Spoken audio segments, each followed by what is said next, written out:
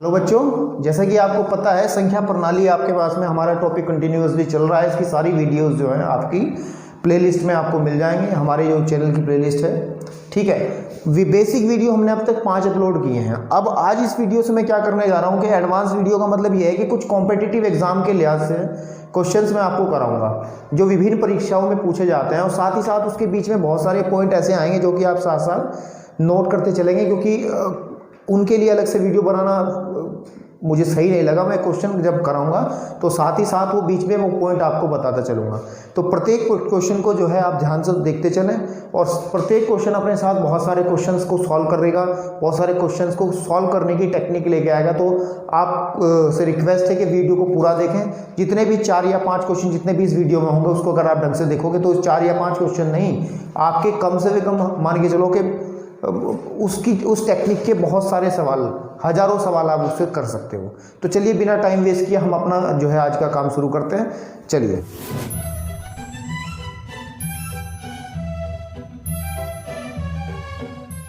हमारे पास में एक क्वेश्चन है, 3 क्रमागत संख्याओं का योगफल हमें 81 दिया है। ठीक है, तो बीच वाली संख्या का हमें वर्ग फाइंड आउट करना है। अब ये जरूरी नहीं है कि बीच वाली संख्या का वो वर्ग ही पूछे, बीच वाली संख्या का वर्ग ही पूछे। वो कहता है, वो सिर्फ इतना भी कह सकता है कि तीनों संख्याएं ज्ञात करो। वो ये कहता है पहली संख्या का वर्ग ज्ञात करो। वो कह सकता है लास्ट वाली संख्या का वर्ग ज्ञात करो। ये जरूरी नहीं है कि वो केवल इसी बात से बात करे, मतलब। और दूसरी बात, 3 क्रमागत जरूरी नहीं है, वो 2 भी दे सकता था, 4 भी दे सकता था। ठीक है, लेकिन हमने आपको एक चीज बताई थी, जब हमने आपको प्राकृत संख्याएं पढ़ाई थी, हमने नोट लिखवाया था वहां पे। उस नोट को दोबारा से फिर हम रिकॉल करते हैं कि क्रमागत प्राकृत संख्याएं जब भी बात करते हैं, प्राकृत संख्याएं जब भी हम बात करते हैं तो हम लेते हैं, पहली x लेते हैं, दूसरी x+1 लेते हैं, फिर x+2 लेते हैं, फिर x+3 लेते हैं आपके पास में। इसी तरीके से ये चलता रहता है। जितनी भी संख्याएं आपको लेनी होंगी तो यहीं से उठा लिया जाएगा। ठीक है, ये नोट हमने अपनी वीडियो जो प्राकृत संख्याओं की वीडियो नंबर 1 हमने बेसिक वीडियो संख्या प्रणाली की बनाई थी उसमें बताया था। तो अब हमें कितनी संख्याओं की आवश्यकता है इसमें, इस सवाल के माध्यम से आप देखिए 3 संख्याओं की आवश्यकता है। तो मान लो संख्या हमारे पास में, माना हमने संख्याएं कौन कौन सी मान लें। एक हम मान लेते हैं x, दूसरा x+1 और तीसरी x+2।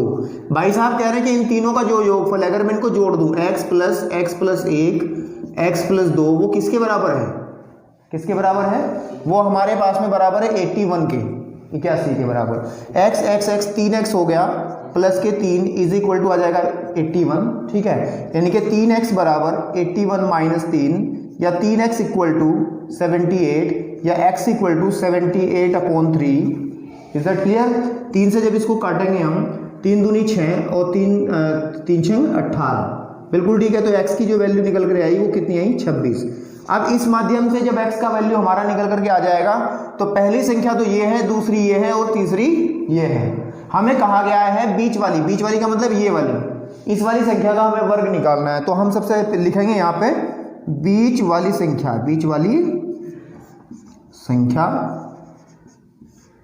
कितनी बनेगी आपके पास में? x+1, यानी कि x की जो वैल्यू है कितनी है? 26 + 1 यानी कि 27 बनेगी। और इसका हमें क्या निकालना है? वर्ग, यानी कि बीच वाली संख्या का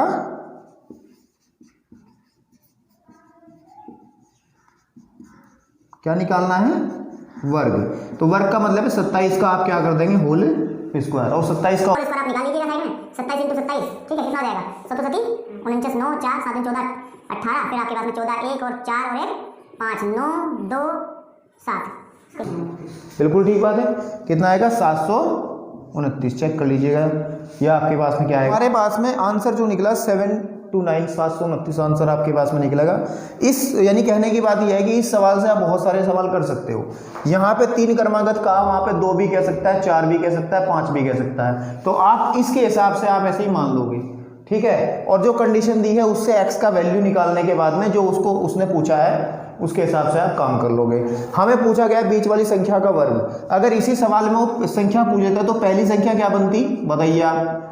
पहली संख्या क्या बनती हमारे पास में? वो बनती x, क्योंकि पहली संख्या x है और x की जो वैल्यू है वो कितनी निकाली है हमने? 26। दूसरी संख्या क्या बनती भैया? दूसरी संख्या हमारे पास में बनती x plus 1 that is 26 plus 1 यानी कि 27, समझ में आ रही होगी। और जो तीसरी संख्या बनती है आपके पास में, तीसरी संख्या निकलने के बाद में हमारे पास x प्लस 2 यानी कि 26 प्लस 2 यानी कहने के बाद 28। ये कर्मागत है, देख लो कर्मागत है नहीं, 26 27 28 है ना कर्मागत तीनों संख्याएं। अब आपके पास में कहने की बात यह है, अगर आपको x की वैल्यू निकल जाती है तो आपको मनमांछित फल मिलेंगे, फिर आपको जो कुछ भी आंसर कहेगा निकालने को आप उसको तुरंत निकाल सकते हो, कोई दिक्कत वाली बात नहीं है। इस पर आप बहुत सारे सवाल बुक्स में देखेंगे और आप एक काम करें, जितने भी जो भी आपके पास कॉम्पिटिटिव एग्जाम की किताब होगी, क्रमागत संख्याओं को लेकर के जितने भी सवाल होंगे आप फटाफट ढूंढें और उनको खत्म कर दें वहीं, ठीक है। इस पे कम से कम 20-25 सवाल आप कर लोगे तो आपका ये कॉन्सेप्ट जो है कर्मागत संख्याओं वाला ये अच्छे से क्लियर हो जाएगा। चलिए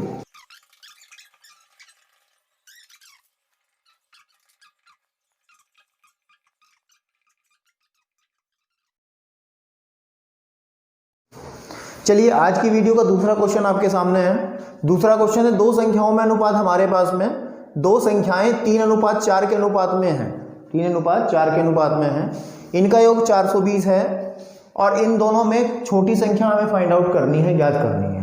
अच्छा, छोटी संख्या या बड़ी संख्या तो तभी ज्ञात होगी ना जब पहले संख्याएं ज्ञात होंगी। वो यहाँ पे अपनी लाइन बदल सकता है, आज तो उसने कहा कि तुम्हें छोटी संख्या ज्ञात करो, वो ये भी कह सकता है तो दोनों संख्याओं का योगफल ज्ञात करो, वो ये भी कह सकता है कि दोनों संख्याओं में बड़ी संख्या ज्ञात करो, वो ये भी कह सकता है कि बड़ी संख्या का वर्ग ज्ञात करो, वो ये भी कह सकता है कि छोटी संख्या का वर्ग ज्ञात करो, या वो कहता है दोनों के वर्गों का योग ज्ञात करो, या फिर वो दोनों के अंतर भी पूछ सकता था, ठीक है नहीं। लेकिन उससे पहले समझ लेना ये जरूरी है कि आपको संख्याएं सबसे पहले निकाल लेनी आवश्यक है। अब आपको हम बताएं समानुपात अनुपात वाली टेक्निक के लिए मैं एक चैप्टर अभी कराऊंगा, तो कोई बात नहीं है। अनुपात वाला जो हमारे पास में ये है, इसका कोई ज़्यादा टेंशन वाली बात नहीं। जो तरीका मैं तुम्हें बता रहा हूँ उस तरीके से अनुपात वाला कोई भी सवाल आएगा उसको आपको हल करना है, ठीक है। करने का तरीका ये है, सबसे पहले आप क्या कर लेंगे, यहाँ पे हल कर रहा हूँ मैं, ध्यान से देखें इस सवाल को। मैं क्या कर रहा हूँ, माना संख्याएं, ये संख्याएं अगर तुमने माननी सीख ली तो सवाल में कुछ नहीं है। एक्चुअली अगर ये कर्मागत होती फिर तो वो हमारा जो पहला क्वेश्चन था उसके हिसाब से हम x प्लस 1 मान लेते, लेकिन यहाँ पर समस्या क्या है कि यहाँ कर्मागत ना होकर के अनुपात में दिया, उसने कर्मागत वाला शब्द ही इस्तेमाल नहीं किया, ठीक बात है। तो आपको क्या करना, माना संख्याएं, आप पहली संख्या मानोगे 3k, क्योंकि ये जो पहला अनुपात है ना, इसमें आप किसी नई नंबर से k से या फिर x से गुणा कर लो, 3x पहली संख्या बनेगी 3x, तथा दूसरी संख्या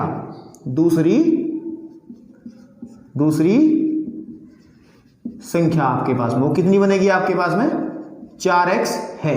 यानी कहने की बात यह है कि अगर आपके पास में 3 भी अनुपात होते, यहाँ पे 1:2:3 होता, तब आप संख्याएं लेती, पहले x लेते, फिर 2x लेते, फिर 3x लेते। समझ में आ रही नहीं आ रही, ठीक है नहीं। संख्याएं आपके अनुपात 1:2:3 होता, 3 संख्याओं का देता हमें, वो तो हम 3 संख्याएं कैसे मानते, ऐसे मानते। मान लिया अनुपात आपके पास में 7:12:14 आ गया, तो संख्या कैसे मानी जाती, 7x, ठीक है, कितना था 7x, 12x तथा 14x। यानी कि आपके पास में जो अनुपात दिया है उसमें आपको x से मल्टीप्लाई करने के बाद में आपको क्या कर लेना है, वो संख्याएं लिख लेनी है।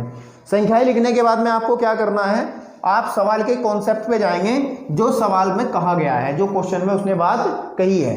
तो उसने कहा है कि इन संख्याओं का योगफल कितना है, 420 है। यानी कि 3x को अगर मैं 4x में जोड़ दूंगा, पहली संख्या को अगर मैं दूसरी संख्या में जोड़ दूंगा तो 420 प्राप्त हो जाएगा। यानी कि ये आ जाएगा 7x बराबर आ जाएगा 420 और x बराबर आ जाएगा 420 बटे 7, 7 6 42, 60। x की जो वैल्यू है वो कितनी निकल करके आ जाएगी, 60। अब जब x का मान निकल करके आ जाएगा, इसका मतलब है मनमांछित फल मिलने शुरू हो जाएंगे। तो आपके पास में पहली संख्या क्या बनेगी, पहली संख्या बनेगी आपके पास में 3 गुणे x, यानी कि 3x है ना हमारे पास में, ऊपर देखो 3x है, तो 3 गुणे x का मतलब 3 गुणे 60, यानी कि आपके पास में 180 आपके पास में।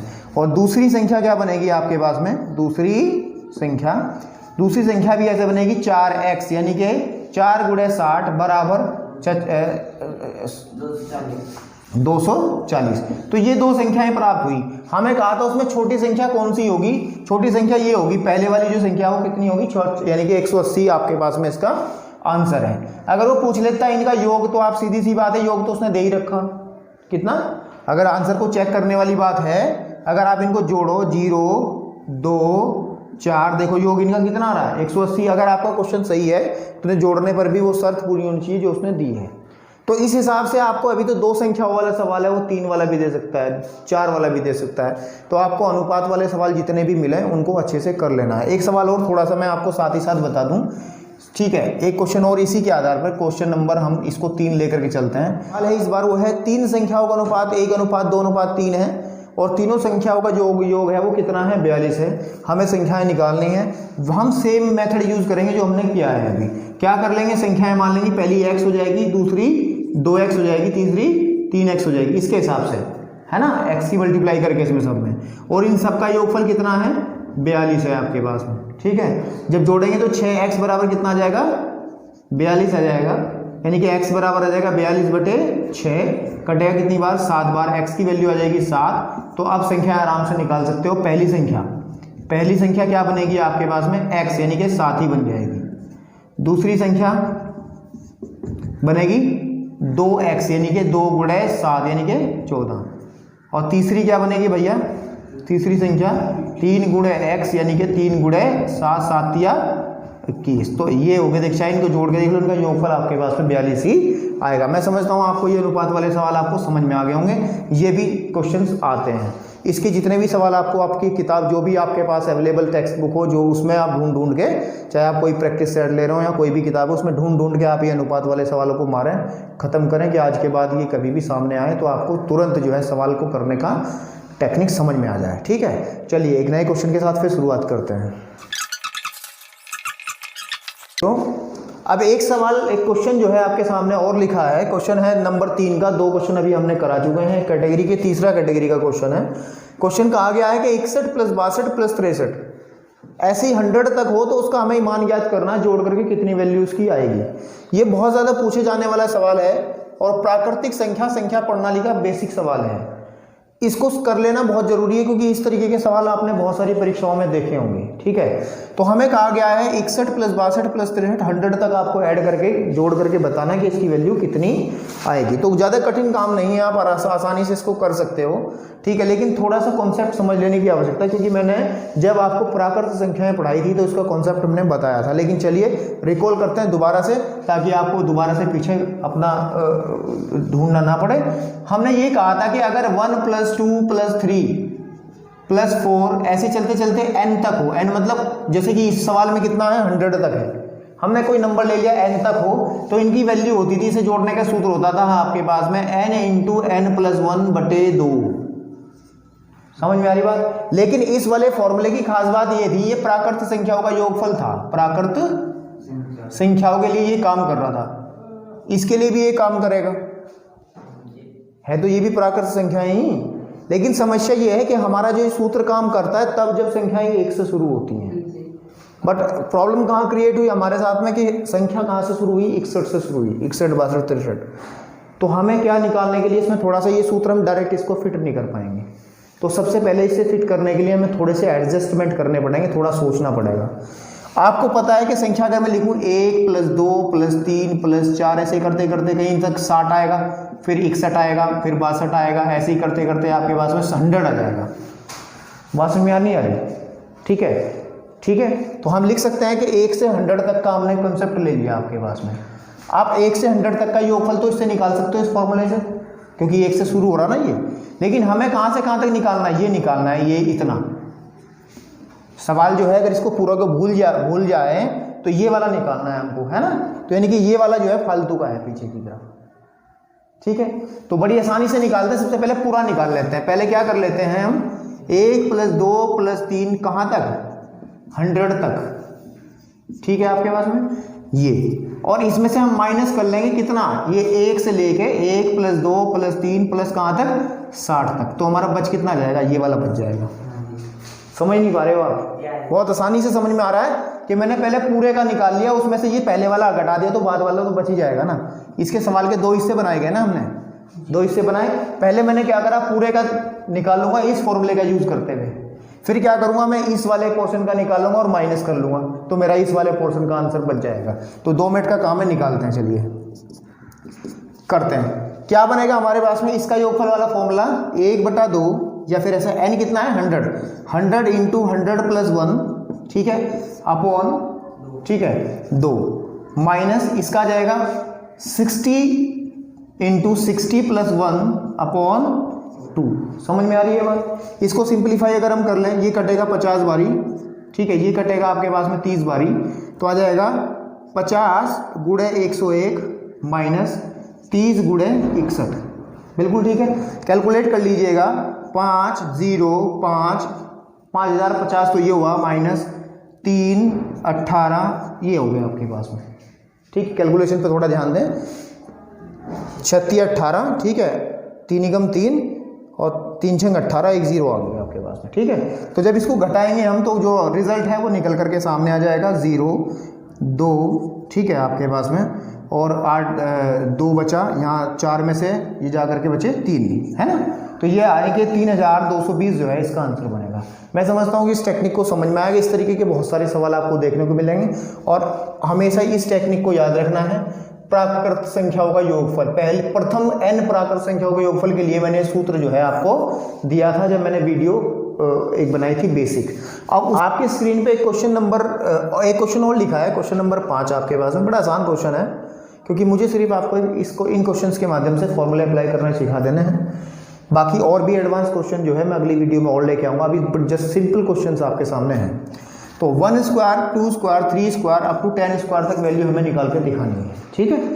तो इसके लिए भी मैंने जब मैं प्राकृत संख्याओं के गुण वाली वीडियो जब मैंने बनाई थी तो उसमें इसके लिए मैंने फॉर्मूला बताया था कि 1 स्क्वायर 2 स्क्वायर 3 स्क्वायर ऐसे ही करते करते अगर मैं n स्क्वायर तक जाऊँ तो उसकी वैल्यू होती थी n into n plus 1 into 2n plus 1 upon 6, ये इसकी वैल्यू होती थी। इस फॉर्मूले का यूज करते हुए आप किसी भी क्वेश्चन को हल कर सकते हैं। इसमें सीधा सीधा आपको ये क्वेश्चन यूज कर लेना है। यानी कितने पदों तक है 10 तक, तो n की वैल्यू कितनी आ जाएगी 10। तो n की वैल्यू हमारे पास 10 है, सीधा आपको फॉर्मूला लगाना है, ठीक है। तो यानी कि 1 square 2 square 3 square up to 10 square, कितना 10 स्क्वायर कितना आ जाएगा n into n plus 1 2n plus 1 upon 6। समझ में आई बात। यानी कि हमने सिर्फ फॉर्मूले के अंदर, इसमें ज़्यादा कुछ नहीं है, बहुत आसान चीज़ है कि जो फॉर्मूला आपको अप्लाई है इसमें कोई खास टेक्निक नहीं है, सिर्फ सूत्र याद करो, आंसर पाओ वाली बात है कि n into n plus 1 2n plus 1 upon 6। हल जब करेंगे इसको तो 2 तिया 6 हो जाएगा, ठीक है, और 2 पंजे 10, 5 गुणे 11 गुणे 20 और 1 21 बटे 3 और 3 सत्ते 21 आपके पास में, और 5 गुणे 11 गुणे 7, ठीक है। यानी कहने की बात आ जाएगा आपके पास में 55 गुणे 7, 7 पंजे 35 का 5 का से लगे 3, 7 पंजे 35 और 3 38, ये आपके पास में इसका आंसर आ जाएगा, ठीक है। ये भी मुझे लगता है कि प्राकृत संख्याओं के वर्गों का योगफल के लिए मैं ये वीडियो लेकर के आया हूँ, ये आपको समझ में आ गई होगी अच्छे से। एक और है इसके साथ साथ ही, ज़्यादा टाइम ना लेते हुए, अगर इसकी कभी क्यूब हो जाए, क्या हो जाए क्यूब, कहाँ तक n की क्यूब तक, तो वैल्यू क्या बनेगी, तब आपको याद रखना है formula n into n plus 1 upon 2 की घात 2, ये फॉर्मूला काम करेगा। तो साथ ही साथ इसमें कर देते हैं क्वेश्चन नंबर इस तरीके से, अगर छठा बन जाए हमारा तो क्वेश्चन क्या कहलाएगा, अगर 1 की घात 3 2 की घात 3 3 की घात 3 ऐसे चलते चलते, सपोज इसमें 10 तक लिया, आप ले लो, कुछ भी ले लो, आप 100 तक ले लो की घात 3 की वैल्यू, बड़ा लंबा आंसर आएगा लेकिन करके देखते हैं, ठीक है। तो आपके पास n की वैल्यू जो है फॉर्मूले के अकॉर्डिंग 100 आ जाएगी, ठीक है। तो जब योग निकालेंगे इनका, योग जो है हमारे पास, जो हमें योग निकालना है इनका, वो बनेगा n इंटू 100 प्लस 1, ठीक है, अपॉन 2 की घात 3। बात समझ में आ रही। इसको जब सिंप्लीफाई करोगे, 2 से कटा ये 50 बारी, तो 50 इंटू 101 की घात 3। तो आप इसको जब हल करोगे तो आप आसानी से इसका आंसर निकाल सकते हो, कर लीजिए। जैसे कि हम लिखें 50 50 50 गुणे 101 गुणे 101 गुणे 101, ठीक है। इसको सिंप्लीफाई कर लीजिए, इसको बाद में स्पीड चेंज कर लीजिए। तो इसकी कैलकुलेशन करने के बाद हमारे पास में ये आंसर आपका आ जाएगा। धन्यवाद।